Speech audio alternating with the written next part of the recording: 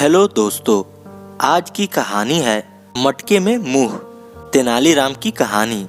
एक बार की बात है, राजा कृष्णदेव राय तेनालीराम से बहुत ही ज्यादा नाराज हो गए थे और उन्होंने अपना शकल नहीं दिखाने का हुक्म किया और कहा कि यदि तेनालीराम आदेश को नहीं मानेगा तो उसे कड़ी सजा दी जाएगी।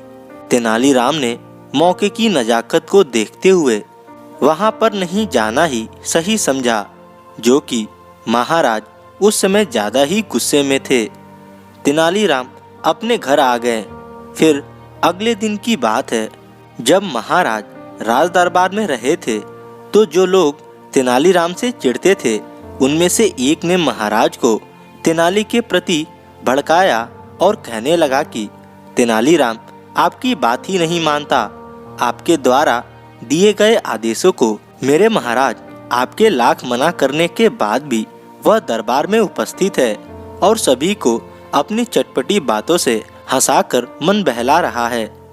ये सारी बात को सुनकर राजा कृष्णदेव राय के चाल में तेजी आ गई और जल्दी जल्दी दरबार की ओर चलने लगे।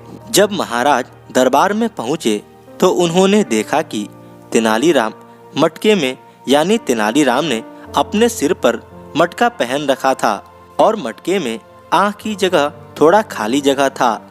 ये सब देखकर महाराज तेनालीराम पर गुस्से में और आग बबूला हो गए और कहने लगे कि एक तो हमारे आदेश की अवहेलना करते हो और दूसरी अजीबोगरीब हरकतें करते हो। अब तुम सजा पाने के लिए तैयार हो जाओ।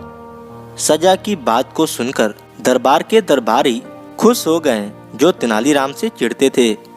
महाराज की बात को सुनकर तेनालीराम ने अपने तर्क में जवाब दिया कि मैंने तो कोई आदेश की अवहेलना की ही नहीं है। आपका यही आदेश था कि मैं आपको अपना चेहरा न दिखाऊं।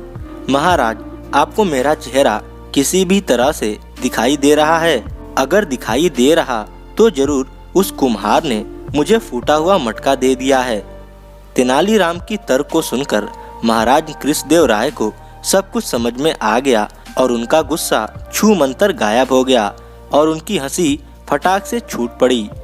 शायद किसी ने सच ही कहा है कि विदूषकों और बेवकूफों पर नाराज होना ही व्यर्थ है। और अब जल्दी से तेनालीराम मटके में से अपना सिर निकालो और आसन ग्रहण करो। एक बार फिर से तेनालीराम से चिढ़ने वाले दरबारियों को मन मारकर बैठना पड़ा और वे अपने बुरे काम में असफल रहे। धन्यवाद।